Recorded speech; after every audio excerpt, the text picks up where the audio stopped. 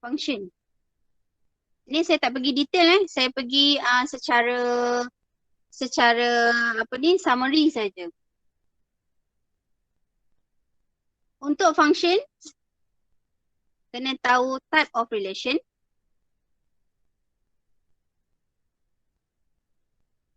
Okay.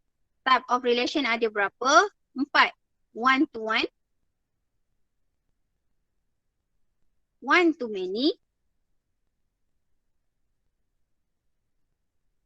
to one,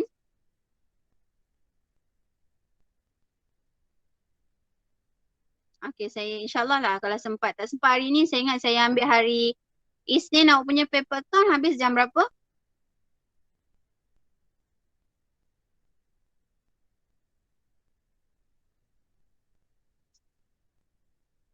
12:30. Isnin, Selasa. Selasa tu nanti saya ingat saya buat sikit kot. Saya tengok keadaan dulu. Okay, hari Selasa tu saya buat sikit kelas macam ni. Macam Google Meet ni.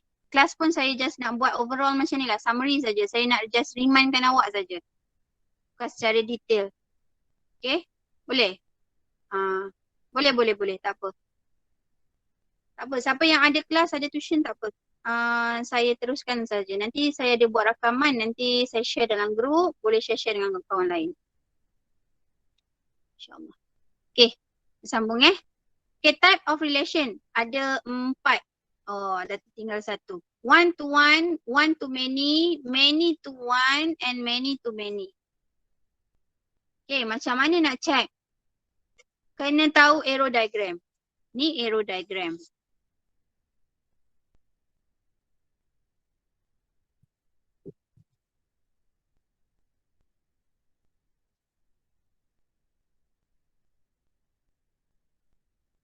Okay, kena tahu arrow diagram. Ini arrow diagram. Sebelah kiri adalah objek. Sebelah kanan adalah image. Sebelah kiri adalah domain. Sebelah kanan adalah kodomain. Kodomain. Sebelah kanan juga boleh jadi range. Yang mana yang kita tulis dalam set notation, yang ini yang kita tulis dalam set notation. Ini pun kita tulis dalam set notation. Objek dan image kita tak tulis dalam set notation. Okay. Image mesti ada objek. Okay. Range ini pula adalah yang ada arrow saja. Katakan ada sini G. G ni bukan dalam range. Kodomain semua yang ada dalam ni. Okay. Jadi sekarang kita nak tahu type of relation. Ini arrow diagram. Saya balik-balik type of relation. Macam mana nak check? Okay, type of relation. Check satu-satu dari kiri. Kita baca dari kiri tau. Bacaan dia one to one ni pun dari kiri. Satu objek ke satu image. Satu objek ke banyak image. Maknanya dari kiri kita baca. So kita check satu-satu elemen. A ni, dia pergi ke mana? Dia pergi ke D, dia pergi ke F. So apa type of relation dia? One to many. Sebab dari satu objek, dia pergi ke many objek. Ke many image. B pula, dari B ke E. Okay, dia ada satu. So itu adalah one to one. C pula, dari satu objek, dia pergi ke dua image. Maknanya one to many. Tak perlu tulis lagi, tulis sekali saja. Okay, check pula. C yang kiri dah settle. Check kanan pula. D. D ni dia datang daripada mana? Daripada many. Okay, daripada many object, maknanya dari A ke C, dari A dan C. So many object to one image. So many to one. Okay, ini untuk D. From many object to one image. E. E ni datang dari B. So dia punya type of relation adalah one to one. F pula datang dari mana? F datang dari A dan C. So A dan C from many to one. So many to one. Okay, dah tulis dah, tak payah tulis lagi sekali. Jadi apa conclusionnya? Itu bukan jawapan akhir kita nak satu jawapan je. Apakah conclusionnya? Conclusion dia, kalau ada many, many menang. Maknanya one many, so many. Ini kiri ni, tengok. One dengan many, so yang menang many. Kita tulis many. Ada one, ada many. Walaupun one banyak kali pun, kalau ada many, many menang automatic. So jawapan kita, type of relation bagi arrow diagram ini adalah many to many. Boleh jelas yang ini? Nak tentukan type of relation?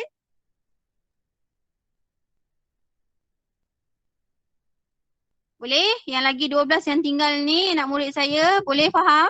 Nak tentukan type of relation? Okey. Sekarang ini, kalau dia beri ordered pairs. Okey, dia beri ordered pairs. Dia bagi dalam bentuk ordered pairs yang ini. Dia bagi set notation ordered pair masih bentuk macam ni nanti ada yang salah tulis. Okay, katakan begini. A, D, A, E, B, E. Okay. Dia beri dalam bentuk ordered pairs. This is the ordered pairs. Awak nak tahu apakah type of relation? Cara dia awak tukar dalam bentuk arrow diagram. Okay, maknanya yang kiri ni semuanya belah objek. Yang kanan ni semua belah image. Awak lukis satu-satu. Okay, ini bagi murid yang lemah yang mana rasa daripada sini tak dapat nak tentukan type of relation. Tak ada masalah. Ada cara dia. Cara dia begini. Awak buat arrow diagram. Lepas tu awak ulang cara yang saya ajar tadi. Awak akan dapat type of relation. Kalau dia bagi graf pun sama. Dia bagi graf. Okay, katakan dia bagi graf. Ni X, ini Y. So nilai yang X ini awak lukis dalam arrow diagram sebelah kiri. X ini sebelah kiri, ini X. Dan nilai yang ini sebelah kanan, ini Y. Lepas awak buatlah anak panah dia. Maknanya yang ini A ni dia pergi ke D. So A pergi ke D. Buat anak panah. Okay, kalau yang ini B, dia pergi ke E. So B pergi ke E. So B buat anak panah ke E. Sama. So buat arrow diagram. Dapat arrow diagram, awak ulang cara yang saya ajar satu persatu ni. Okay. Awak boleh dapat dia punya type of relation. Ni biasanya soalan ni satu markah, tapi satu markah sangat penting. Okay. Pasal objek, pasal image saya dah beritahu tadi. Domain, kodomain, range saya dah beritahu. So kalau dia kata objek bagi F. Objek bagi F. Maknanya apa objek bagi F? A dan C. Tak ada set notation. Tulis A dan C saja. Okey. Kemudian.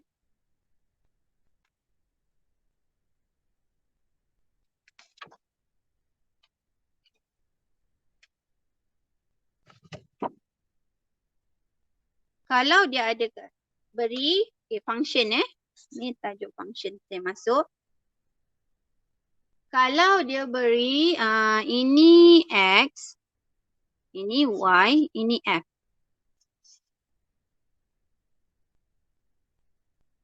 Saya punya ni mungkin tak teratur susunan dia. Saya main letak je dia bukan satu fungsi yang benar lah. Saya hanya letak saja. Okey, katakan begini. Kita tahu Fx sama dengan Y. Ini semua orang tahu. Fx sama dengan Y. Awak juga perlu tahu kalau F3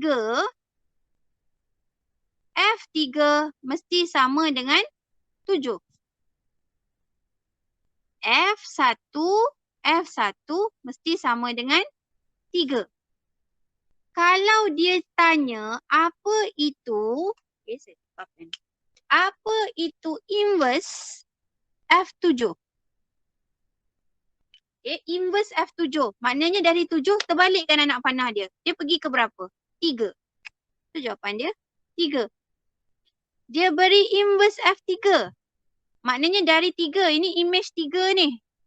Okay, sebab dia dah inverse. Maknanya dia bukan objek. Kalau ini dia objek. Kalau inverse, yang dalam kurungan ni image. Okay, image 3. Apa dia punya objek dia? 1. Dia terbalik. Okay, dia akan jadi anak panah dia terbalik. Kalau inverse. Boleh faham inverse?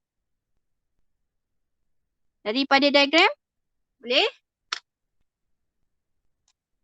Okey. Soalan 5. Bukan. Perkara 5. Bila dia beri adakah sesuatu fungsi yang diberi itu type of function. Okay. Hanya function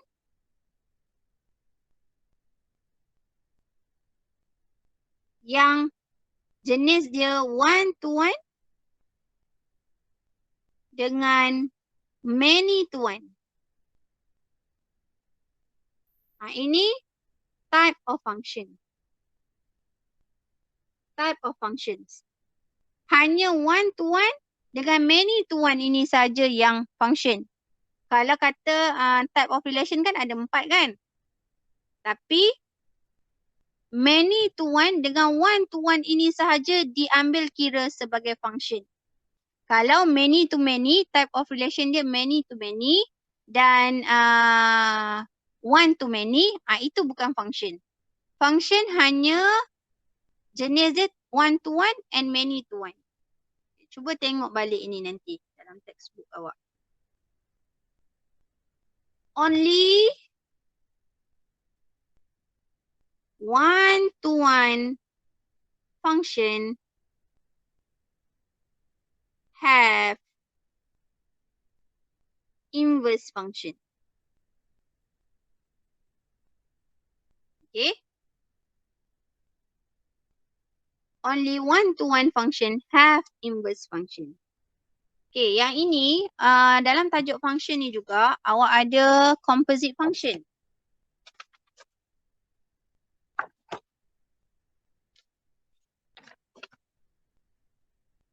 Ni perkara yang ke-7. Okay, composite function. F, G, X. Kalau nak cari function yang di luar, okay, function yang di luar, kita akan guna let y. Kalau nak cari function yang di luar, kita akan guna let y. Kalau nak cari function yang di dalam, okay, di dalam yang ini, okay, kita guna substitution. Ini semua awak kena tengok balik. Tengok secara, tengok contoh yang ada dalam textbook pun boleh juga. Okay, ini saya just bagi secara summary saja, tak secara detail. Yang ini antara perkara yang perlu tahu. Okay. Kalau soalan dia suruh cari dua nilai A dan B, maknanya ini mesti melibatkan simultaneous equation. Walaupun dalam tajuk function. Simultaneous equation bermaksud awak kena buat comparison. Selalu saya sebut comparison. Pertama yang awak cari. Kemudian yang kedua yang soalan beri. Lepas tu awak akan buat comparison. Yang ini cuba tengok balik. Kalau melibatkan dua unknown, dua nilai. Nak cari dua nilai ini. Mesti melibatkan simultaneous equation. Atau awak buat comparison. Okay. Yang awak cari dengan yang soalan beri. Ini yang buat comparison, perbandingan. Okay, itu baru chapter 1. Chapter 2 quadratic equation tadi dah sentuh dah. Contoh tadi sudah dah. Cuma awak perlu tahu mengenai discriminant.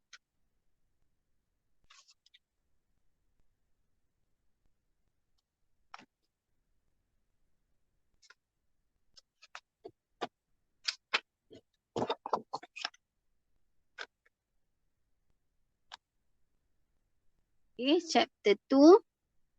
Quadratic equation.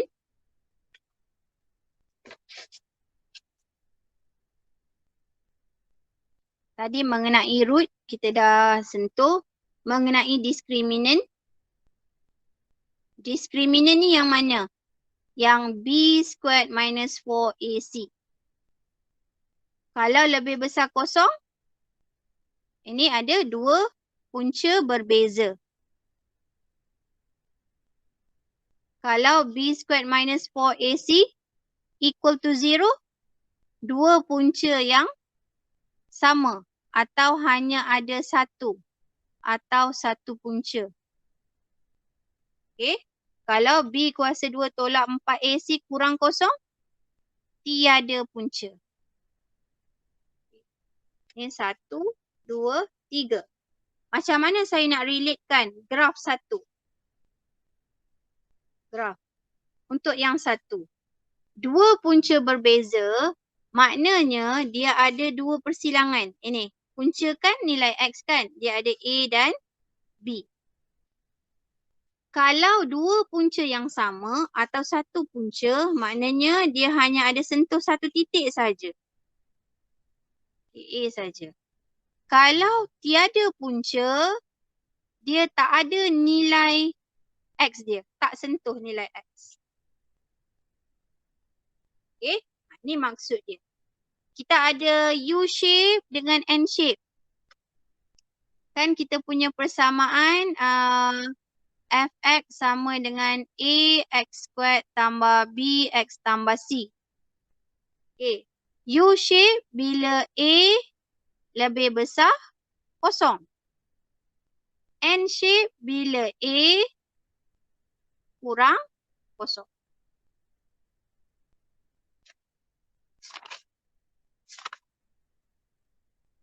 Okay.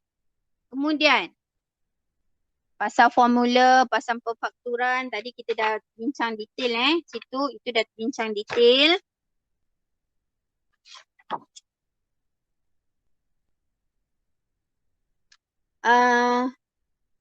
Persamaan X squared minus sum of root X plus product of root equal to 0.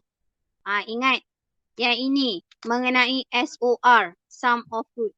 Maknanya alpha tambah beta. Product of root, ini adalah alpha darab beta. Dan hati-hati, yang ini sentiasa tolak. Operasi pertama sentiasa tolak. X squared minus sum of root X plus product of root. Okay, ingat yang ini tak ada dalam formula. Okay, completing the square. Katakan, ni completing the square. Fx sama dengan 3 X kuasa 2 tolak 6X tambah 2. Okay, sebelum nak buat completing the square, pastikan awak faktorkan 3. 3 difaktorkan. Bila difaktorkan dia jadi X kuasa 2. Tolak, okay, 6 bila dah keluar 3 jadi 2X. Okay, tambah, ini jadi 2/3. Awak faktorkan. Bila darab balik dia jadi 2. 3 darab 2, 6. Mesti jadikan ini 1. Baru awak boleh buat completing the square. Kemudian, saya nak buat completing the square. 3. Saya salin yang itu. Yang dalam ini, saya buat kuasa 2. Yang ini saya salin dulu. 2/3. Okay, yang ini saya salin dulu. Begini. So, X tolak. Okay, X. Ini saya ikut tolak. 2 ini saya kena bahagi dengan 2. Mana saya dapat? 1. Okay, 1 ni saya dapat daripada 2 bahagi 2. 2 ni dapat mana? Ni 2. 1 ni, 2 bawah ni dapat mana? Memang formula. Okay, 2 ni memang formula. 2 atas ni ambil dari sini. Kalau ini 3, okay. Kalau ini 3, so sini pun 3. Ni saya buat 2. Biru dengan biru. Kalau sini 3, ini 3. Okay. Yang bawah ni sentiasa bahagi 2. Kemudian, operasi yang belakang ni sentiasa tolak. 1 kuasa 2 akan dapat 1. So 3 X tolak 1 kuasa 2 tambah 2/3 tolak 1. So dapat tolak 1/3. So darabkan balik, expand balik. X tolak 1 kuasa 2 tolak 3 darab 1/3 tolak 1. Itu completing the square. Okay. Completing the square. Daripada penyempurnaan kuasa 2. Tadi saya dah ajar. Kita boleh dapat titik pusingan. Titik pusingan. Kita ambil X tolak 1 sama dengan 0. Jadi X sama dengan 1. Ini yang dalam kurungan ni. Titik pusingan mesti ada X dengan Y. Jadi X kita ambil 1. Y kita ambil nilai yang belakang ni. Ni Y. So Y kita adalah negatif 1. Okay. Kalau dia tanya maksimum atau minimum point. Tengok nilai A. A kita sama dengan 3. Lebih besar 0. Lebih besar 0 U shape. U shape ini adalah minimum point. So berapa minimum point? 1 negatif 1. Lagi, apa lagi dia boleh tanya? Axis of symmetry, paksi simetri. Paksi simetri, ambil dari sini. X tolak 1 sama dengan 0. Jadi X sama dengan 1. Ambil yang ini. Okay, saya rasa selesai chapter 2. Okay, saya tak boleh sambung lagi.